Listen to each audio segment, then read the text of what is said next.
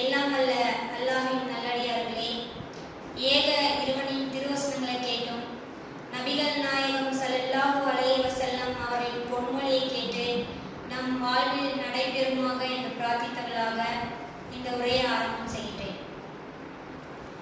போன வாரம் எதை பற்றி நம்ம பேசணும் ஞாபகம் இருக்கா? மரணத்தை பற்றி தான் பேசணும். அந்த மரணத்துடைய விஷயங்கள் நம்ம கொஞ்சம் கொஞ்சம் சொன்னோம்.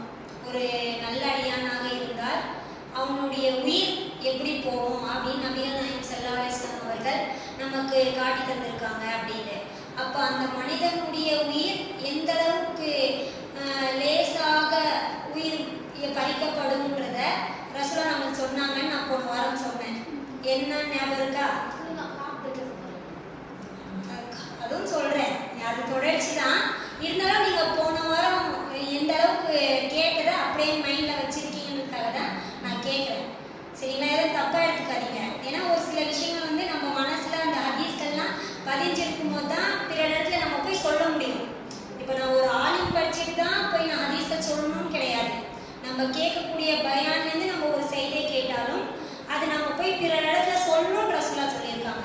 கடைசியில ரசூலா அதாவது கடைசியில அவங்களுடைய கடைசி ஹஜ்ஜின் போது ரசூல்லா கடைசியாக மக்களுக்கு சொன்ன விஷயங்கள்ல ஒன்று என்னன்னா, என்னிடத்தில் நீங்கள் யாராவது ஒரு செய்தியை கேட்டிருந்தாலும் வந்தவங்க வராதவங்க போய் நீங்க சொல்லுங்க அப்படின்னு ரசூலா சொல்லியிருக்காங்க. அப்ப என்ன அர்த்தம்?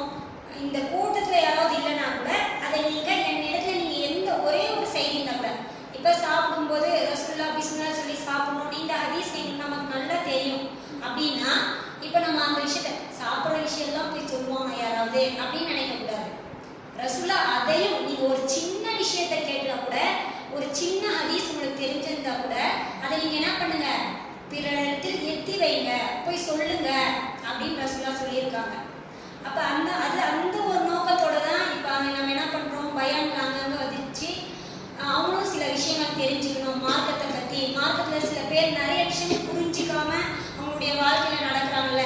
இப்போ நாளைக்கு பட்சம் அப்ப அல்லாஹ் குர்ஆன்ல சொல்றான், உங்களுடைய உம்மத்துக்கள்லயே அதாவது எத்தனையோ சமுதாயங்களை அல்லாஹ் வந்து அனுப்பியிருக்கான், நபிமார்களையும் அனுப்பியிருக்காங்க அவங்களுடைய நேரடி கடற்கு. இருந்தாலும் ரசூல்லா இந்த முகமதுடைய உம்மத்து இருக்குல்ல, அதுதான் உலகத்திலேயே மிக சிறந்த சமுதாயம் அல்லாஹ் சொல்றான் குர்ஆன்ல. ஏன் அப்படின்னா அதற்கு அல்லாஹ் காரணத்தையும் சொல்றான். யாமருன பில் மாரூஃப், அவர்கள் என்ன பண்ணுவாங்க, நன்மையை ஏவுவார்கள். அவங்க வந்து நாம மட்டும் நன்மை செஞ்சா போதும் நினைச்சிட்டு இல்லாம அவர்கள் என்ன பண்ணுவாங்க, நபிமார்களுக்கு அல்லாஹ் எந்த ஏகத்துவத்தை கொண்டு நபிமார்களுக்கு எந்த ஒரு பணியை அவர்களிடத்துல அல்லாஹ் கொடுத்திருந்தானோ அந்த பணியை ஒவ்வொரு முஸ்லீமாகிய இந்த முகமதுடைய உம்மத்துக்கு அல்லாஹ் கடமையாக்கிட்டான். அப்ப அந்த விஷயத்தெல்லாம் சொல்லும் போதே அவர்கள் தான் எல்லா சமுதாயத்தை விடவும் சிறந்த சமுதாயம். யாரு? இந்த முகமதுடைய சமுதாயம். ஏன் அவங்க சிறந்த சமுதாயம் சொன்னா, அவர்கள் யாமருன பில் மாரூஃப், அவர்கள் நன்மையை ஏவுவார்கள்.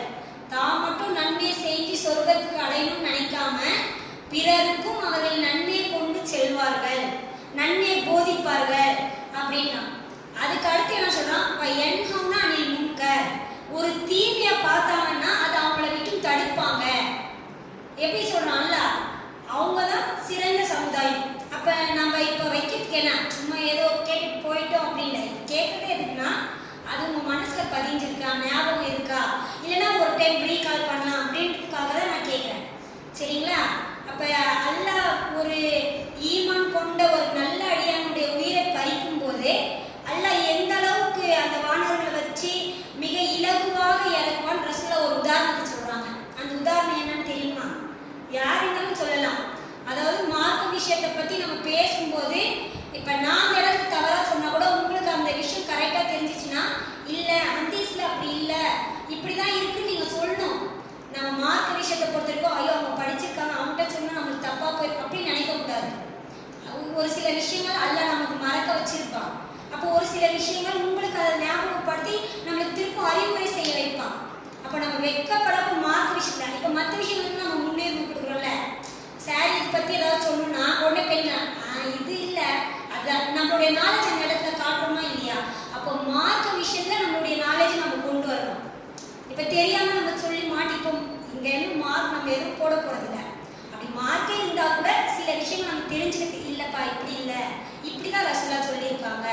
அப்ப நம்ம ஒரு தவறை திருத்தி சொல்லும் போதே நம்ம ஒரு இடத்துல தவறு பண்ணி இது பண்ணுவோம்ல, மாத்திப்போம்ல, அப்பதான் இன்னும் கொஞ்சம் நம்ம மனசுல பதியும். இப்போ நம்ம ஒரு டெஸ்ட் எழுதுறோம், மிஸ் பார்த்து கரெக்ஷன் போடுறாங்க. எதுக்கு கரெக்ஷன் பண்ணி பேப்பர் நம்ம கையில கொடுப்பாங்க.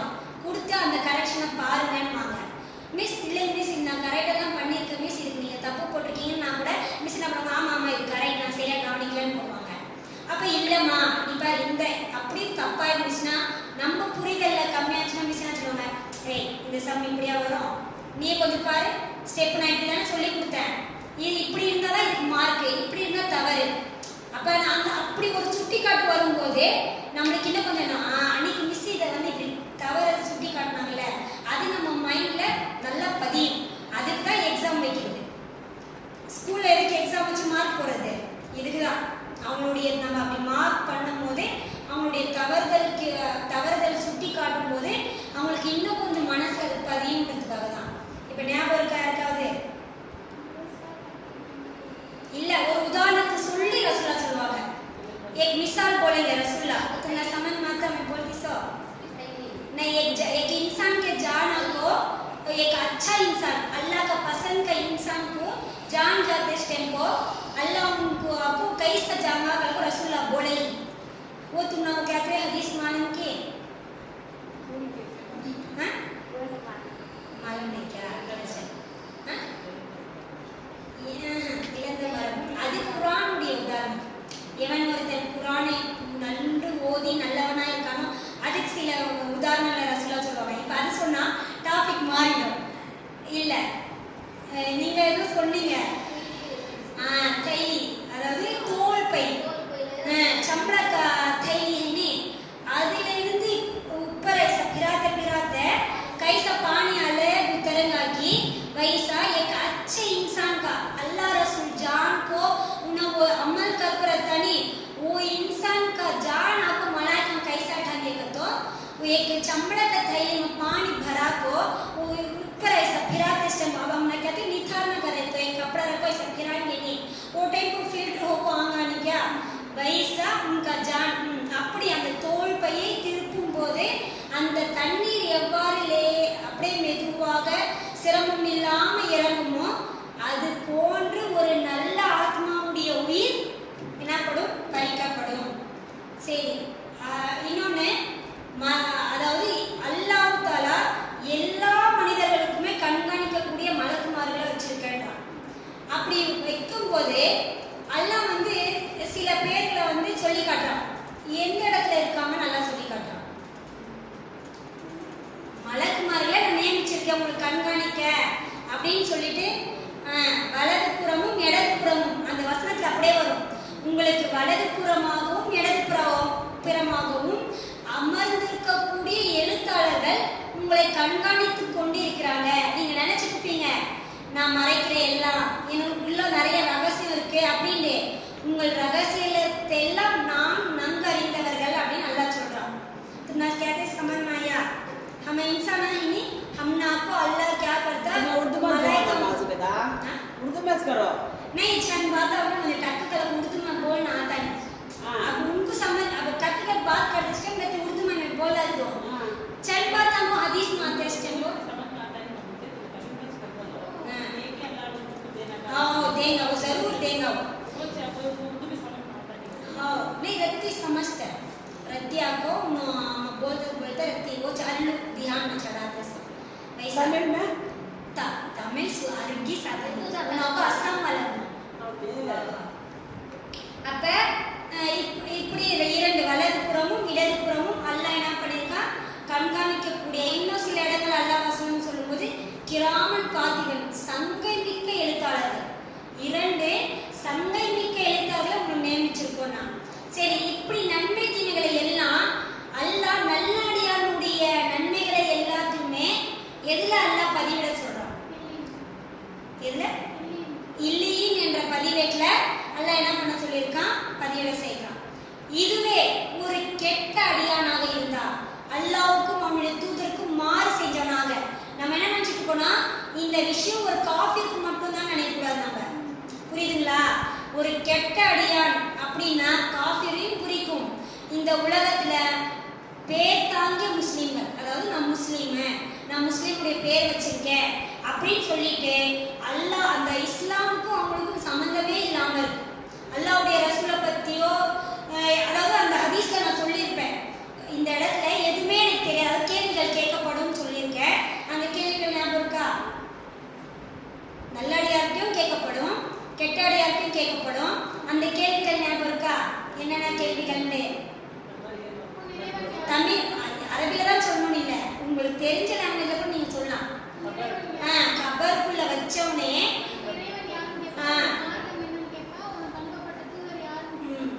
இதெல்லாம் நீங்க எப்படி தெரிஞ்சுக்கிட்டீங்கன்னு கேட்கும்போது இந்த வேதத்தை நான் படித்தேன், கரத்து கிதாபுல்லா, அல்லாஹ்வுடைய வேதத்தை நான் படித்தேன், ஆமந்து பிஹி, அதை நான் என்ன பண்ணேன், ஈமான் கொண்டேன்னா நான் நம்பினேன். குர்ஆனோட அல்லாஹ்வுடைய வேதம் தான் நான் நம்பினேன். வெறும் நம்பிக்கை மட்டும் இல்லை, ஒரு விஷயத்தை நான் நம்பும் போது அதை நம்ம என்ன பண்ணோம், செயல்படுத்தணும். அப்படி செயல்படுத்தும் காலம் இல்லாம நம்ம என்ன பண்ண மாட்டோம், வழி தவற மாட்டோம். அந்த கபருக்குள்ள வச்சவனே நம்ம கேட்கப்படும். அதுக்கப்புறம் அந்த அடியான் என்ன சொல்றாரு, சத்தத்து, இன்றைய தினம் நான் அதை உண்மையப்படுத்திட்டேன். எப்படி அந்த அவர் சொல்றாரு, இன்றைய தினம் நான் எப்படி இதை படிச்சு என்னோட ஈமான் கொண்டு நான் அதை அமல் செஞ்சுட்டு இருந்தேனோ, இன்றைய தினம் அதை எனக்கு உண்மையப்படுத்திச்சு. நானும் அந்த உண்மையை நான் சொல்லிட்டேன். எப்ப அதை செயல்படுத்தும் போது தான். ஒரு கெட்ட அடியானுடைய இது உயிர் வாங்கும் போது அவனுடைய உயிர் எப்படி எடுத்து செல்லப்படும், அதுக்கு ரசூல்லா வந்து ஒரு உதாரணத்தை சொல்றாங்க. ஈரமான கம்பளியில இரும்பால் கம்பிங்க வந்து மாட்டி இருக்கும் போதே அதை எந்த அளவுக்கு கடினமாக இழுக்கிறாங்களோ அந்த அளவுக்கு அந்த ஜனாசாவுடைய அந்த கெட்ட ஜனாசாவுடைய கொடுமையாக அவர்களிடத்துல கொடூரமாக நடந்து கொண்டு அவர்களிடத்துல பிடுங்கப்படும். மாணவர்கள் எல்லாம் உங்களுக்கு அணிவகுத்து வாருங்கன்னு சொல்லிட்டு மரியாதையோடு அழைப்பாங்களா? அவங்களுக்கு மரியாதை கிடையாது. அவங்களுக்கு வந்து இந்த அதாவது அல்லாஹ் ஒரு இடத்துல குர்ஆன்ல சொல்றதாக ரசூலுல்லாஹ் அந்த ஹதீஸை சொல்லும்போது சொல்லுவாங்க, இந்த தீய குணம், அதாவது ஒரு காஃபிர் நயமஞ்சனுடைய உயிர் எடுத்து செல்லும் போது இந்த அல்லாஹ்வுடைய வானமான இந்த வானத்துடைய வாசலுடைய காவலாளிகள் ஒருபோதும் அவர்களுக்கு அனுமதிக்க மாட்டாங்க, வாசல்கள் அவர்களுக்காக திறக்கப்படாதுன்னு அல்லாஹ் சொல்லி காட்டான். அப்படி இருக்கும்போதே அந்த வாசல்கள் என்ன பண்ணாது, அவர்களுக்காக திறக்கப்படாது. அவர்களுடைய அந்த பாவமான ஏடு எங்க அல்லாஹ் பதிய சொல்றான், சிஜின். அந்த சிஜின் என்ற ஏடு எங்க இருக்கு, பூமிக்கு அடியில இருக்கக்கூடிய அந்த பாதாளம்ல அந்த இடத்துல தான் அவங்களுடைய அந்த பதிவேட்டை அல்லாஹ் பதிவு செய்ய சொல்றான். அதுக்கப்புறம் நான் வந்து கபர்ல நடக்கக்கூடிய சில வேதனைகள் சொன்னேன். அந்த வேதனைகள்ல எல்லா மனிதர்களுமே கபர்ல வச்சோடனே ஒரு தண்டனை கிடைக்கும். அது நல்ல ஆத்மாவா இருந்தாலும் சரி, தீய ஆத்மாவா இருந்தாலும் சரி, நபிமார்களை தவிர்த்து அவர்களுக்கு எல்லாத்துக்கும் ஒரு வேதனை தரப்படும். அது என்ன வேதனை இருக்கா? எதனால பிணையும்? இந்த பூமியானது அந்த மனிதனை ஒரு நெருக்கும். அப்படி நெருக்கணும்னே அந்த மனிதனுடைய இந்த விழாவில் ஒட்டி கூட என்ன அர்த்தம், எல்லாமே நொறுங்கி அப்படியே ஒண்ணுக்கு ஒண்ணா பொசுங்கி போயிடும். அப்படியே ஒட்டிடும் ஒண்ணுக்கு ஒண்ணா. அந்த அளவுக்கு அந்த பூமியில வேதனை செய்யப்படும். ஒரு நல்ல அடியானாக இருந்தா அதை திரும்பி அவனுக்கு விசாலமாக்கி அவனுக்கு அல்லாஹ் என்ன பண்ணுவான், மேலும் மேலும் விசாலம். எப்படி விசாலமாக்குவான் அல்லாஹ்? மேலும் மேலும்னா 70க்கும் 70 மூலமாக விசாலமாக்கப்படும். சரிங்களா? அவங்களுக்கு இன்னும் அல்லாஹ் என்னென்னலாம் தர்ஜா தரேன்றான். ஒரு நல்ல அடியானாக இருந்தால் அவளுக்கு கபர்ல இருக்கக்கூடிய இன்னும் தர்ஜாக்கள் என்ன, சொர்க்கவாசல் திறக்கப்படும். சொர்க்கத்துடைய வாசல், சொர்க்கத்துடைய காற்று, சொர்க்கத்துடைய விரிப்பு, உணவு எல்லாம் வந்து நம்ம சொர்க்கத்துல தான். கபர்ல உணவு கிடையாது. இல்ல என்ன அது சொல்லுங்க, அது மாதிரி இருக்கான்னு. அது வந்து சொர்க்கத்து தான்.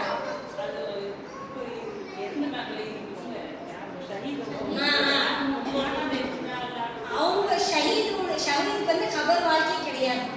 முதல்ல புரிஞ்சுக்கோங்க. இப்ப நம்மலாம் கபருடைய வாழ்க்கை ஒன்று இருக்கு.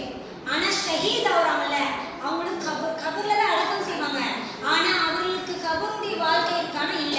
அல்ல டைரக்டா அவங்க என்ன பண்றாங்கன்னா அங்க அழைச்சிக்கிறாங்க. இப்ப நான் ரசூலா ஒரு கனவு சொன்னாங்கல்ல, அப்போ அந்த அந்த ஹதீஸ்ல வரும், அது நான் உங்களுக்கு சொல்லுவேன்.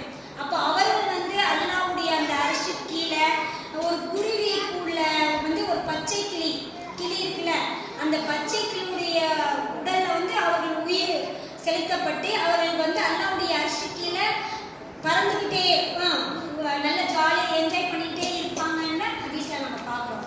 அப்போ ஷஹீத் வந்து அந்த இடத்துல கபருடைய வாழ்க்கை கிடையாது.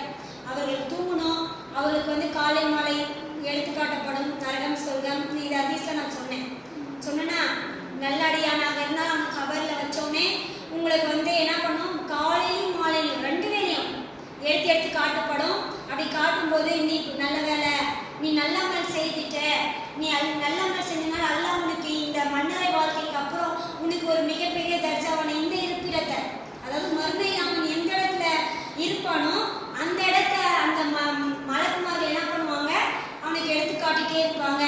ஒருவேளை நீ இந்த உலகத்துல உன்னுடைய மன இச்சைப்படி ஷைத்தானுக்கு வழிகாட்டியதன்படி நீ வாழ்க்கையை நடத்தியிருந்தனா, அல்லாஹ்வுக்கும் அவனுடைய தூதருக்கும் நீ கட்டுப்படாம இருந்தனா, அப்போ உன்னுடைய வாழ்க்கை எப்படியா இருந்திருக்கும், இந்த நரகமாகவே இருக்கும் அப்படின்னு சொல்லிட்டு இது 2மே என்ன பண்ணுவாங்க, எடுத்து காட்டிட்டே இருப்பாங்க அப்படின்னு. இப்போ ஒரு கெட்ட அடியானுடைய அதையும் நம்ம சொன்னோம். அவனுக்கும் என்ன பண்ணோம், காலையிலும் மாலையிலும் நரகத்தை எடுத்து காட்டப்படும். அவனுக்கும் என்னது, அதுக்கப்புறம் இன்னொன்று நான் சொன்னேன், என்ன சொன்னேன், தீய அவன் செஞ்ச தீய செயல்கள் எல்லாம் தீய உருவமா வரும்.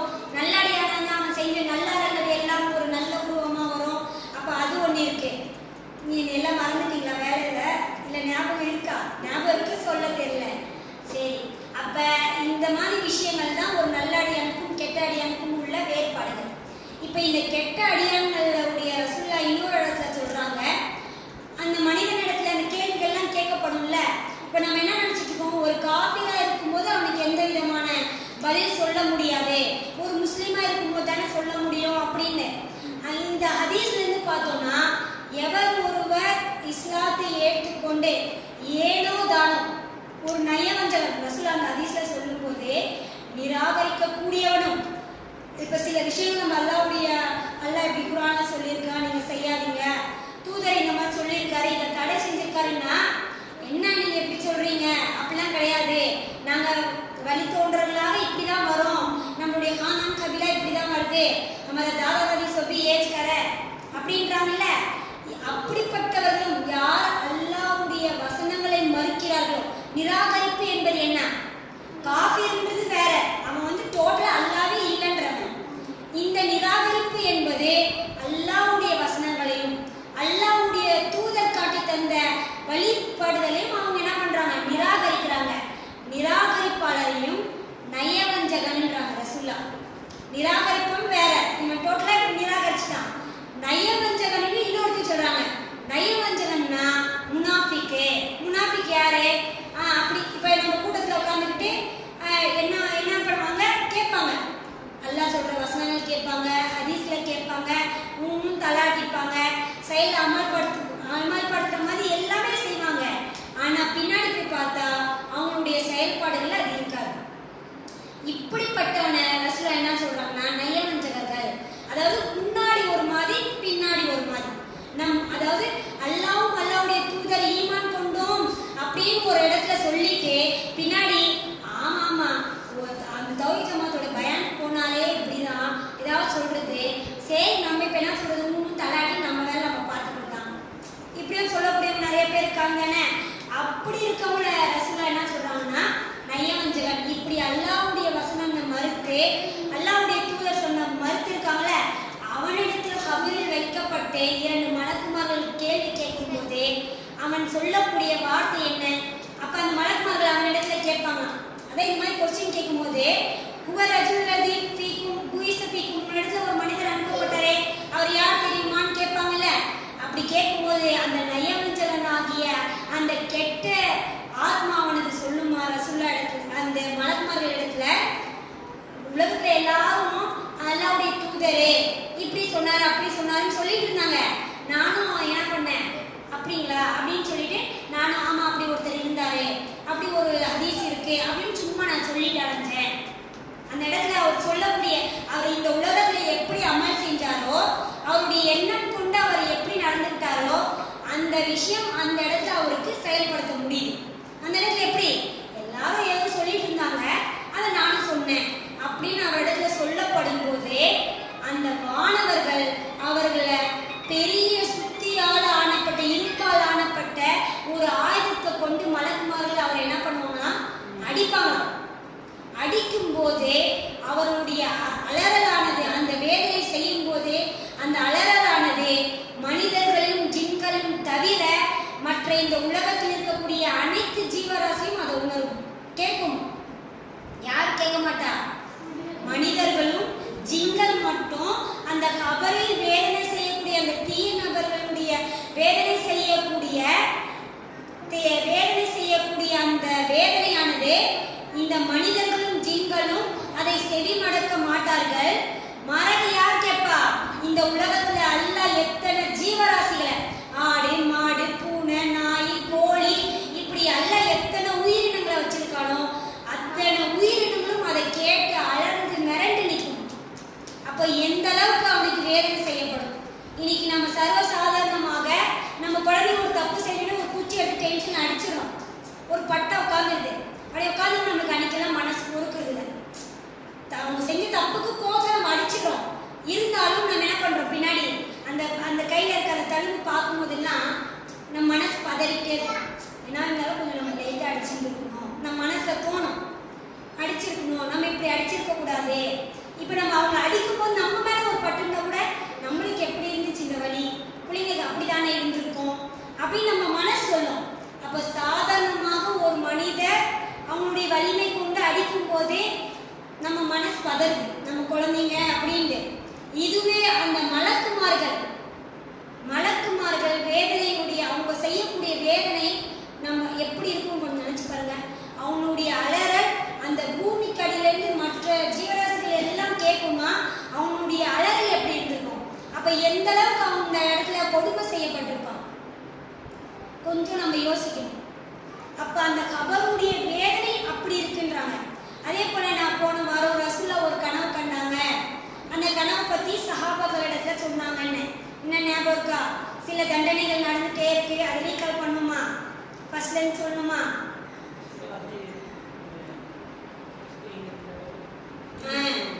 ஒரு கொக்கியால் ஒரு இரும்பு கொக்கியை ஒன்று வச்சுக்கிட்டு பெரிய ஷார்ப்பான ஒரு ஆயுதம், அந்த ஆயுதத்தை வச்சுக்கிட்டு ஒரு மனிதர் அமர்ந்திருக்காரு. அந்த கையில ஒரு மனிதர் அந்த ஆயுதத்தை வச்சு நிற்கிறாரு. அந்த ஆயுதத்தை என்ன பண்றாரு, ஒரு தாடையால இப்படி குத்துறாரு. அந்த தாடை அப்படி அந்த ஷார்ப்பான கம்பிங்க குத்துறதுல பின்னாடி பெடலுக்கு வந்துடுது. இங்க குத்துனா இங்க வருதுன்னா அப்ப எந்த அளவுக்கு அது கூர்மையாகவும் நீளமாகவும் எப்படி இருக்கும். அப்ப அது அது இருக்கிறது இருக்கட்டும், அப்படி குத்தும் போது அந்த மனிதனுக்கு எப்படி வேதனை இருக்கும். அப்படி அந்த தாடையை கிழிச்சு எடுத்துட்டு அந்த கத்தியை எடுத்து திருப்பி இந்த பக்கம் குத்துறாங்க. அப்படி இந்த பக்கம் குத்தப்படுது. அப்ப இந்த பக்கமானது இது என்ன ஆகுது, அப்படியே திருப்பும் பழையபடி எப்படி இருக்கும், சாஃப்டா ஒரு காயம் ஏதோ இல்லாம பழைய மாதிரி மாறிட்டு இந்த பக்கம் என்ன பண்ணுது, குத்தப்படுது. இப்படி குத்துனோன்னு இந்த பெரடிக்கு வந்து அது கழட்டப்படுது. இந்த பக்கம் தாடை சிதைஞ்சி இதாகும் போது திருப்பியும் இந்த பக்கம் குத்துறாங்க, இந்த பக்கம் தாடை இதாகுது. இதே போல வேதனை அவருக்கு செய்யப்பட்டுட்டே இருக்கு. ஒரு தண்டனை. இரண்டாவது தண்டனை, ஒரு மனிதர் மல்லாங்க படுத்துட்டு இருக்காரு. நேரா அவருக்கு தலைமாட்டில் ஒரு மனிதர் பெரிய பாறை ஒன்று எடுத்துட்டு நிற்கிறாரு. அந்த பாறையை அவர் தலையில போட்டு கொஞ்சம் நினைங்க, நம்மளால இமேஜின் பண்ண முடியுதா? இப்படி ஒரு மனிதரை நம்ம எடுத்துட்டு போய் போட்டு நசுக்குவோமா? நம்ம மனசுல நினைப்போமா? அந்த மாதிரி ஒரு அந்த பாறை, அதுவும் பெரிய சொல்லும் போதே ஒரு சின்ன கற்களோ அப்படி சொல்லல, ஒரு பெரிய பாறையை சுமந்து அவர் தலையில் போட்டு அந்த தலை சிதைந்து போகுது. அப்படி சிதைந்து போகுதுன்னா அப்ப எப்படி இருக்கும் நினைச்சு பாருங்க. ஒரு ஆக்சிடென்ட் கேஸ் நம்ம பார்க்குறோம், அதை நம்ம கண் கூட பார்க்குறோமா? அந்த நியூஸ் சும்மா அந்த 2 லைன் படிச்சு தலை சிதைச்சுன்னா இப்போ நம்மளால பார்க்க முடியாது. நம்மளால அதை யோசிக்க முடியாது. நம்ம நெஞ்சு பதறுது, ஒரு மாதிரி தடுதட ஆகுது அப்படின்னு என்ன பண்றோம், உடனே அதை கேட்காம நம்ம மாத்துறோம். ஆனால் ஒரு மனிதனுக்கு அந்த கபருள்ள என்ன பண்ணப்படுது, இப்படி ஒரு வேதனை. அது திருப்பியும் அந்த பாறை உருண்டு போய் அந்த மனிதர் எடுத்துட்டு வரதுக்குள்ள திருப்பியும் இவருக்கு பழைய போல அவர் தலை சரியாக ஆயிடுது. திருப்பியும் அவ்வாறே அவருக்கு வேதனை செய்யப்படுகிறது. அப்போ எந்த அளவுக்கு அந்த வேதனை இருக்கும், தலை நசுங்கி அப்படியே சிதைஞ்சிருதுன்னா அப்ப அந்த வேதனை எப்படி இருக்கும் கொஞ்சம் நினைச்சு பாருங்க. நம்மளால நினைக்க முடியுதா ஃபர்ஸ்ட்? அப்ப இது ஒரு ரெண்டாவது வேதனை. மூணாவது வேதனை, அடுப்பால் செய்யப்பட்ட ஒரு பெரிய ஒரு கீழே அடுப்பு எரியப்படுது. பானை போன்று ஒரு அடுப்பு வாய், சின்ன குறுகலான ஒரு வாய், அதுக்குள்ள பெரிய விசாலமான ஒரு இது, அதுல ஆண்களும் பெண்களும் என்ன பண்றாங்க இருக்காங்க. கீழே நெருப்பு மூட்டப்படும் போது எல்லாம் அந்த அனல் எரிச்சலின் தாங்க முடியாம அவர்கள் என்ன பண்றாங்க, அந்த மேல் பகுதிக்கு எப்படியாவது வெளியே வந்துடலான்னு முயற்சி செஞ்சு மேல் பகுதிக்கு வராங்க. அந்த வாய் குறுகலா இருக்குது காரணமாக அவங்களால வெளியே வர முடியல. திருப்பியும் அனல் கம்மியானோடனே அவர்கள் அந்த கீழ்ப்பகுதிக்கு போறாங்க. திருப்பியும் அவங்களுக்கு அந்த அனல் எரியப்படுது. திருப்பியும் அவங்க அனல் தாங்க முடியாம மேலே வராங்க. இப்படியே அவர்களுக்கு மூணாவது விதமான வேதனையை ரசூலா சொல்றாங்க. இப்படி செய்யப்பட்டுட்டே இருக்குது. நான்காவதாக ஒரு இரத்தத்தால் ஆன ஆறு, இரத்தத்தால் ஆன ஆறு. அந்த ஆறுல ஒரு மனிதன் நடுவுல இருக்கான், இன்னொரு மனிதர் கரை ஓரத்துல இருக்காரு. அந்த மனிதன் அந்த ரத்தத்தோட திக்னஸ் நமக்கு தெரியும். இப்போ ரத்தம் ஏற்றும் போதெல்லாம் நம்ம பார்த்தோம்னா ரத்தத்துடைய அந்த திக்னஸ் நம்மளுக்கு தெரிஞ்சுட்டே இருக்கும். ரத்தத்துடைய ஆற்றுல ஒரு நீந்தி வரணும்னா கஷ்டம் தானே. அப்போ அதுல ஒரு மனிதன் ரொம்ப முயற்சி செஞ்சு அவன் என்ன பண்றான், நீந்துக்கிட்டே கரை ஓரத்துக்கு வந்துடுறான். எப்படியும் அவன் முயற்சி செஞ்சு வரான். அந்த கரை ஓரத்தில் இருக்கக்கூடிய மனிதர் சிறு சிறு கற்களை கொண்டு அவன் வாயில் எறிகிறார். அந்த மனிதர் என்ன பண்றாரு, திருப்பி அந்த நடுப்பகுதிக்கே, அந்த ஆட்டுடைய நடுப்பகுதிக்கே அவர் திரும்பி வந்துடுறார். திருப்பி அவர் என்ன பண்றாரு, கஷ்டப்பட்டு நீச்சல் அடிச்சு நீந்து அவர் என்ன பண்றாரு, கரைக்கு வராரு. திருப்பி அவர் இதே போல பண்றாரு. இதே போல அவருக்கு திரும்ப திரும்ப திரும்ப செய்யப்படுது. ரசூலா திருப்பியும் அந்த மலக்குமாரன் இடத்துல அந்த மனிதர், அதாவது மனிதர் தோற்றத்தில் வந்திருக்காங்க 2 பேரு ரசூலா கிட்ட. அவர்கள் இடத்துல கேட்குறாங்க இது என்ன அப்படின்னு. அப்படி கேட்கும்போது என்ன பண்றாங்க, அந்த இடத்துல நடங்கன்றாங்க. அப்படி நடந்து ஒரு பூங்கா, ஒரு பார்க்கு, நல்லா பார்க்கவே ரொம்ப அழகான தோற்றமுடைய அந்த பார்க் கிட்ட கூட்டு போறாங்க. கூட்டு போனால அந்த இடத்துல ஒரு வயசான ஒரு முதியவர் இருக்காரு. அந்த இடத்துல சின்ன சின்ன சின்ன சின்ன குழந்தைங்க அவர் கூட சேர்ந்து விளையாண்டுட்டு இருக்கு. இன்னொரு இடத்துல ஒரு மனிதருக்கு முன்னாடி நெருப்பு ஒன்று எரிஞ்சுக்கிட்டே இருக்கு. அந்த மனிதர் என்ன பண்றாரு, அதை மூட்டிக்கிட்டே இருக்காரு. அதுக்கப்புறம் அந்த பார்க்ல ஒரு பெரிய மரம் ஒன்று இருக்கு. அந்த மரத்துல ரசூலா என்ன பண்றாங்க, அந்த மரத்து மேல ஏத்துறாங்க. ஏத்துனோன்னா அங்க ஒரு அழகான ஒரு மாளிகை, ஒரு வீடு ரசூலா பாக்குறாங்க. அந்த வீட்டை பார்த்த உடனே ரசூலா அந்த இடத்துல நிறைய முதியவர்களும் இளைஞர்களும் பெண்களும் சிறுவர்களும் அந்த இடத்துல இருக்காங்க. ரசூலாவும் கொஞ்ச நேரம் அவங்க உட்கார்றாங்க. அதுக்கப்புறம் இன்னும் கொஞ்ச நேரத்துல அந்த 2 மனிதர்களும் ரசூலாவை மரத்துக்கு மேல இன்னும் கொஞ்சம் மேலே ஏற்றி கூட்டு போறாங்க. மரத்துக்கு மேல மரம், அப்படி வீடு நம்மளாம் போட்டோல பார்க்கும்போது ஒரு மரத்தை வீடு கட்டிச்சுன்னா எவ்வளோ நல்ல இயற்கையாக எவ்வளோ சூப்பராக இருக்கு. இப்படி ஒரு இடத்துல நம்ம என்ன பண்ணோம், ஒரு வீடு கட்டி கொஞ்ச நாள் வாழணும். இல்லை நம்ம சுற்றி பார்க்கறதுக்காக அந்த இடத்துல போய் அந்த இடத்துல ஸ்டே பண்ணிட்டு என்ஜாய் பண்ணிட்டு வரணும் அப்படின்னு நம்ம நினைக்கிறோம்ல.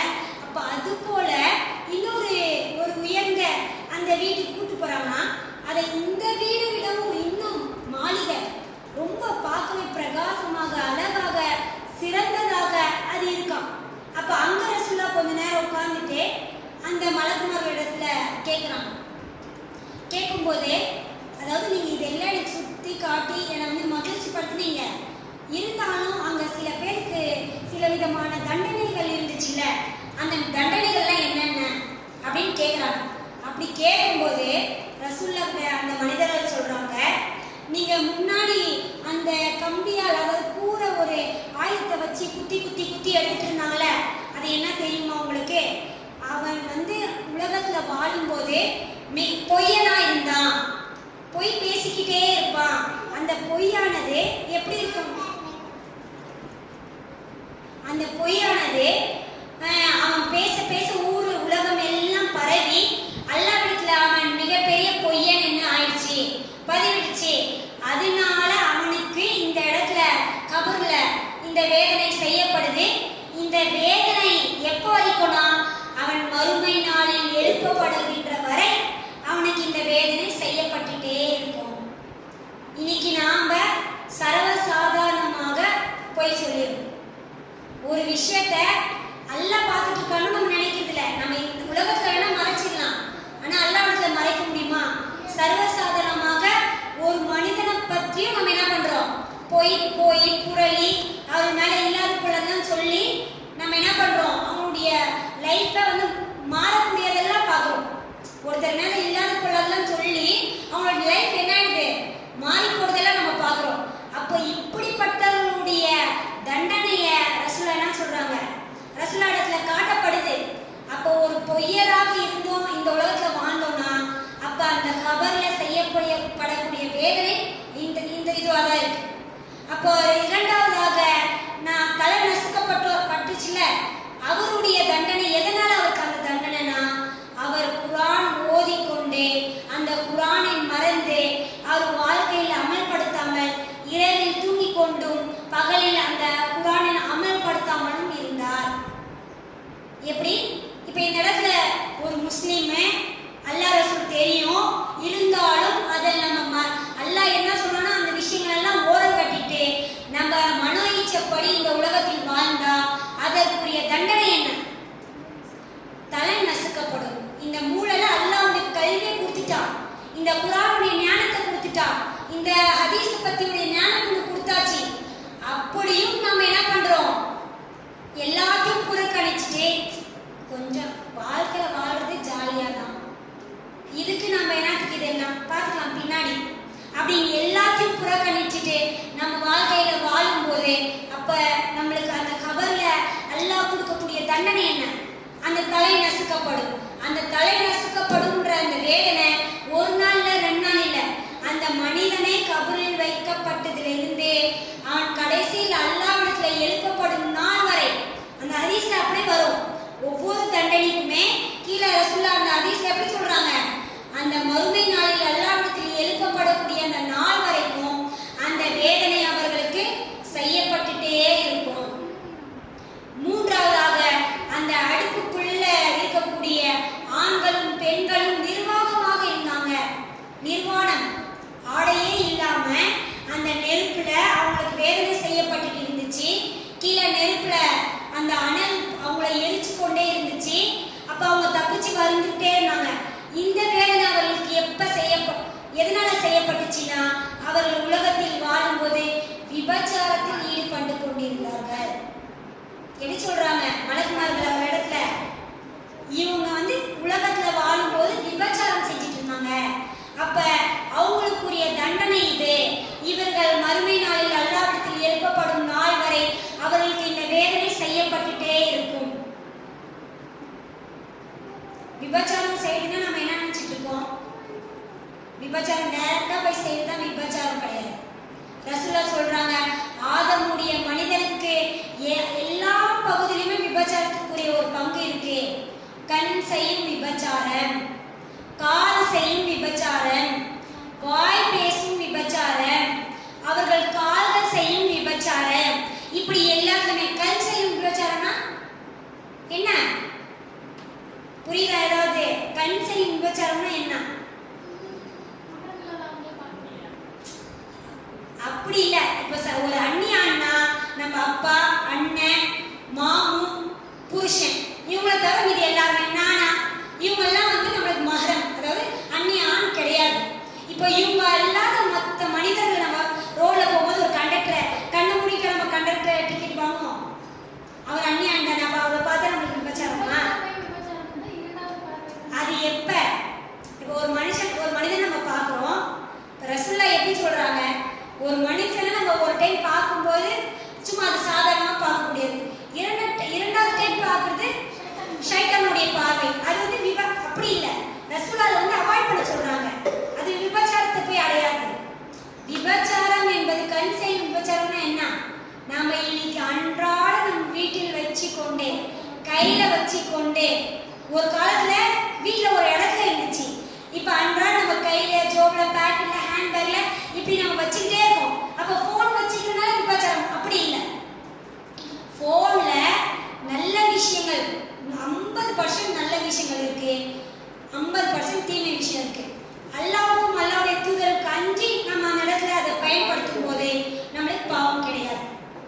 இப்ப அதுலதான் ஹதீஸ், அதுலதான் பயானு, இப்ப அதுலதான் குர்ஆன் ஆயத்துங்க, குர்ஆன் ஹதீஸ்ங்க, சில இன்ஃபர்மேஷன் ஏதாவது தேடணும்னா, இப்ப நம்ம சமைக்கிறதுக்காக சில வீடியோக்கள் போட்டு பார்க்குறோம், சில ஒரு ட்ரெஸ் தைக்கிறதுக்காக நம்ம வீடியோ போட்டு பார்க்குறோம்.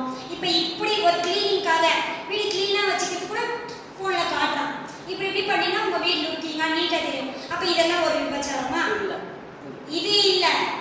நிர்வாணமாக நம்ம பார்க்கிறது, அரைகுறையாக ஆடையை போட்டுக்கிட்டே டான்ஸ் ஆடுறது, ஃபிலிம் பார்க்குறது. இந்த ஃபிலிம்லாம் எப்படி நல்லா அப்படியே ஃபுல்லாக கவர் பண்ணிக்கிட்டு ஃபுல்லாக கவர் பண்ணி கொஞ்சம் கூட தெரியாம ஒரு ஹஸ்பண்ட் அண்ட் ஒய்ஃப் எப்படி இருப்பாங்களோ கண்ட பராபத்தர் எல்லாமே அந்த டிவியில் காட்டும். அரைகுறை ஆடை மேலே ஒன்று கீழே ஒன்று, அவ்வளோதான், எல்லாமே அப்படியே. இதுதான் கண் செய்யும் விபச்சாரம். ஃபோன்லேயும் அது இதெல்லாம் வருதா இல்லையா? ஃபோனில் இன்னைக்கு உலக சமுதாயத்தில் இருக்கக்கூடிய பிள்ளைங்க எல்லாமே ரொம்ப சீரழிஞ்சு போகிறதுக்கு முக்கியமான காரணம் எதுனா இந்த ஃபோன் தான்.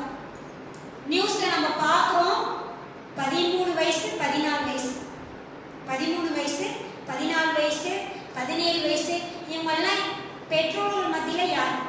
குழந்தைங்க தானே. இப்போ இவ்வளோ பேர் நம்ம ஆகிட்டோம், நம்ம அம்மா நம்ம யார்? குழந்தைங்க தான். இப்போ அந்த குழந்தைங்க போது அவங்க சின்ன குழந்தைங்க தான்.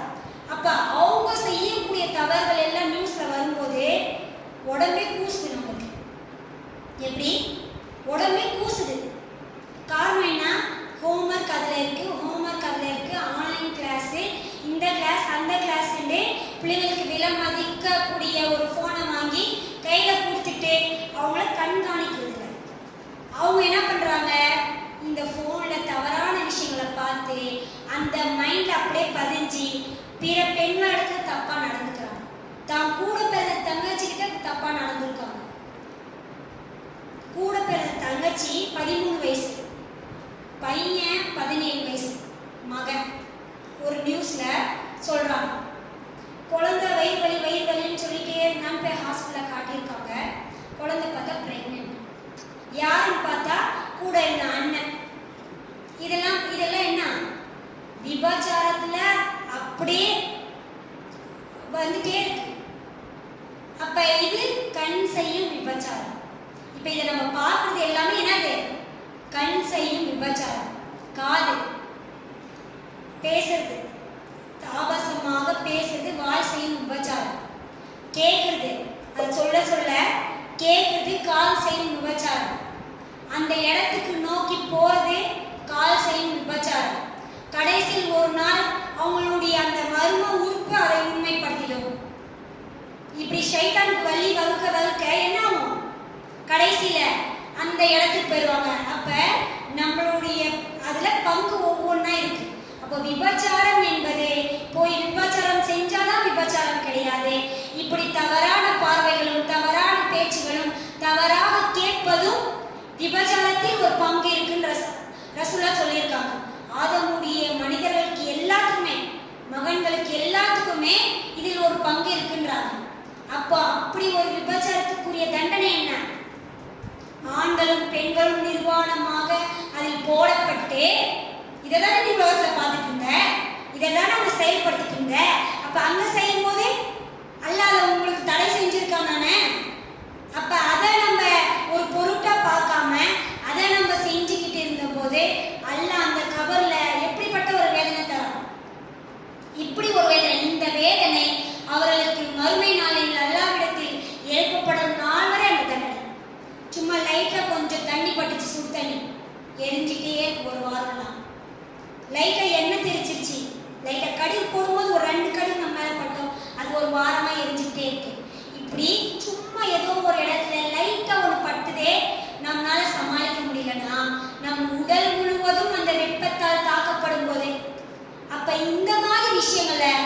நாம என்ன பண்ணோம்? அவாய்ட் பண்ணோம். நம்ம விபச்சாரம் செய்யலன்ட்டு இதெல்லாம் பார்த்தாலும் விபச்சாரத்துன்னு அடங்கும். புரியுதுங்களா? அப்ப இந்த மாதிரி விஷயங்களை நம்ம தவிர்த்துக்கணும். இது 3வது தண்டனை. 4வது, அந்த இரத்த ஆறில் மிதக்கப்பட்டு அவருக்கு கரைக்கு வரும்போதெல்லாம் ஒரு ஆள் கரையில இருந்து அந்த கற்கள் எடுத்து அவர் வாயில் அடிக்கும் போதெல்லாம் அவர் திருப்பி அந்த இரத்தத்திலே மிதக்கப்பட்டு இருக்கார். அந்த தண்டனை எதுக்குன்னா, அவர் வட்டி வாங்கி உண்ணக்கூடியவராக இருந்தார். வட்டி வாங்கி வாங்கி வாங்கி சாப்பிட்டு கொண்டிருந்தார். இந்த அவர் அதை சாப்பிட்டார்ல, இப்போ ரத்தத்துல மிதங்க. ரத்தம் சும்மாவா? ரத்தம் சும்மா கொஞ்சம் அந்த ரத்தத்துல இப்படி தொடச்சி துணி இருந்தா கூட கையில கட்டாயிருக்கும், அதை நம்ம ஃபோல்டு பண்ணியிருப்போம். அந்த துணி எடுத்தாலே ஒரு மாதிரி ஸ்மெல் வரும், நம்மளுக்கு ஒரு மாதிரி மயக்கம் வர மாதிரி இருக்கும். சும்மா ஒருத்தர் கையில கடற்கரை ரத்தம் வந்தாலே நம்மளால சமாளிக்க முடியாது. பார்க்க ஒரு மாதிரி பதட்டம், மயக்கம். சில பேர்னா கொஞ்சம் ரத்தத்தை பார்த்தாலே மயக்கம் போட்டு விழுந்துருவாங்க. அப்போ கொஞ்சமா நம்ம உடம்புல ஓடக்கூடிய அந்த ரத்தம் சும்மா எங்காவது ஒரு இடத்துல பார்த்தாலும் நம்மளுக்கு காபடா பரேஷானி, பிள்ளைங்க எங்காவது அடிபட்டு இருந்தா ஐயோ ரத்தம் வருதா, எங்கேயும் வருது, ஏன் வருது அப்படின்றோம். அப்ப அந்த ரத்தத்தால் ஒரு ஆறுல அந்த மனிதன் மிதக்கப்பட்டே இருக்கணும்னா அது எவ்வளவு பெரிய ஒரு வேதனை தான் அது. அப்ப அந்த தண்டனை இந்த மனிதன் உலகத்தில் வாழும் போது வட்டி வாங்கி உண்பவராக இருந்தார். இது அவருக்கு மறுமை நாள் வர வரைக்கும் வேதனை செய்யப்பட்டுட்டே இருக்கும். அதுக்கப்புறம் அது தொடர்ச்சியாக நீங்கள் ஒரு முதியவரை, குழந்தைகளும் முதியவர்களும் இருந்தாங்களே, அது யாருன்னா அவர்தான் இப்ராஹிம் அலைஹிஸ்ஸலாம். ரசூலுல்லாஹ்க்கு எடுத்துக்காட்டப்படுது. அதெல்லாம் ரசூலுல்லாஹ் கனவுல இந்த இடத்துக்கெல்லாம் போய் காட்டப்படுது. அப்ப அவங்க சொல்றாங்க, அவர் இப்ராஹிம் அலைஹிஸ்ஸலாம் அவரிடத்தில் இருந்த குழந்தைகள் யாருன்னா முஸ்லிமாக அதாவது உலகத்தில் வாழ்ம்போது முஸ்லிம்களுடைய குழந்தைகள் இறக்கப்பட்டிருக்கோம்ல, அந்த குழந்தைகள் தான் அவர்கள். அப்போ ஒரு மனிதர் அவருக்கு முன்னாடி தீ எரிஞ்சுக்கிட்டே இருந்துச்சு, அந்த தீயை அவர் மூட்டிக்கிட்டே இருந்தாரே, அவர் யாருன்னா அவர் தான் நரகத்துடைய காவலாளியான மாலிக். ரசூலுல்லாஹ்விடத்துல சொல்லப்படுது. அந்த இடத்துல நெருப்பு மூட்டிக்கிட்டே இருந்தார்ல, அந்த மனிதர் யாருன்னா அவர் தான் மாலிக், நரகத்துடைய காவலாளியான அவர் மாலிக். அவர் ஒரு வானவர்.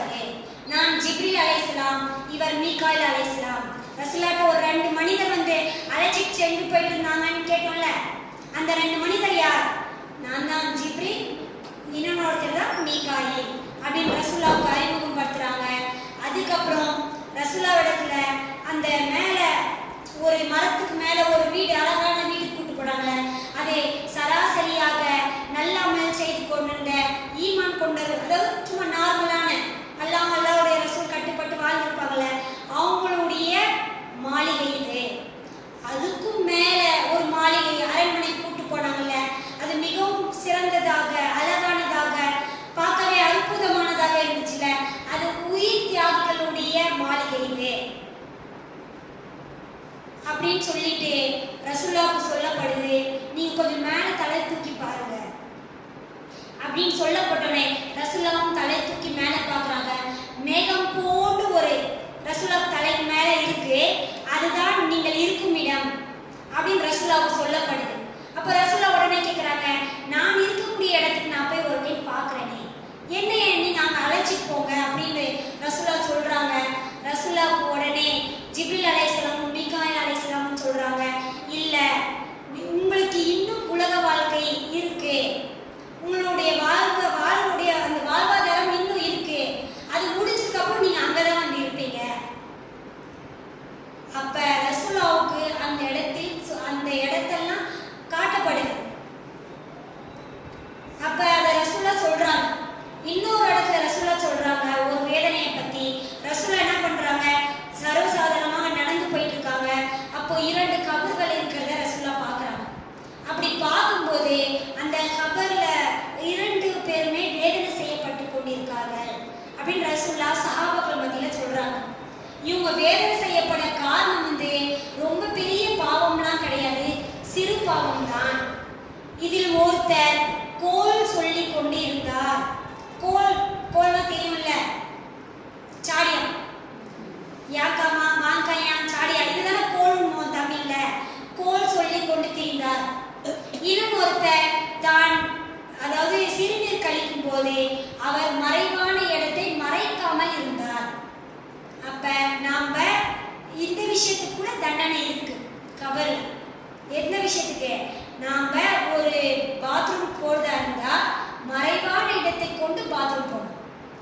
அந்த இடத்தை மறைக்கணும்.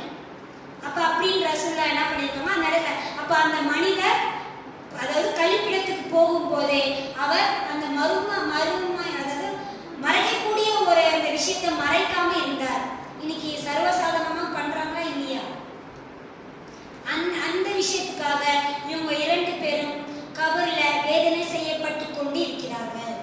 அப்ப ரசூலுல்லாஹ் என்ன பண்றாங்க, ஒரு மட்டை, ஈரமான ஒரு மட்டை எடுத்து 2 துண்டா பண்ணி ஒரு கபர்ல இன்னொரு கபர்ல இப்படி நட்டு வைக்கிறாங்க.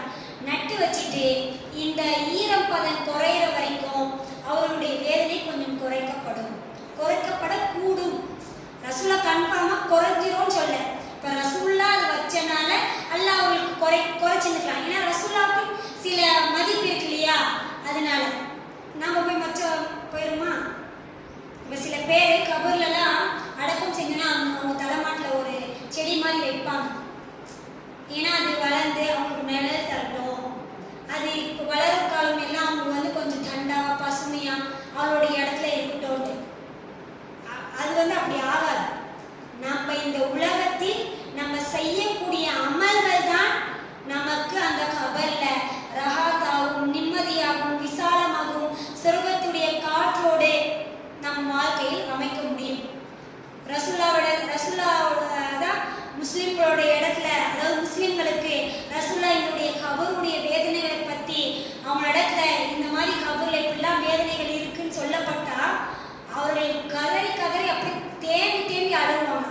இன்னைக்கு நம்ம கண்ணில் கொஞ்சமாவது தண்ணி வருதா? நம்ம ஒரு சில டைம் யோசிச்சு உட்காந்து கபர்ல இப்படி வேதனை இருக்கே அப்படின்னு நம்ம கண்ணில் ஒரு சொட்டு தண்ணி வருங்களா? ஆனா அங்க ரசூலுல்லாஹ் சொல்லும் போதே அந்த முஸ்லிம்களோட இடத்துல அப்படியே மாலை மாலையா தண்ணீர் அப்படியே ஓடிக்கொண்டே இருக்கும். கதறுவாங்க, ஐயோ இப்படிலாம் கபர்ல வேதனை இருக்கா? அவங்களுடைய ஈமான் அந்த மாதிரி இருந்துச்சு. அந்த சின்ன அந்த தண்டனை கூட அவர்கள் பயந்து அல்லாஹ்வுடைய அந்த வேதனைக்கு அஞ்சக்கூடியவர்களாக இருந்தாங்க. உஸ்மான் ரலியல்லாஹு அன்ஹு இருக்காங்கல்ல, அவர்கள் என்ன பண்றாங்க, ஒரு கபருக்கு முன்னாடி உட்கார்ந்துட்டு அப்படி அழுது கொண்டே இருக்காங்க. எந்த அளவுக்குன்னா அவருடைய தாடி நனைகிற அளவுக்கு அழுதுகிட்டே இருக்காரு.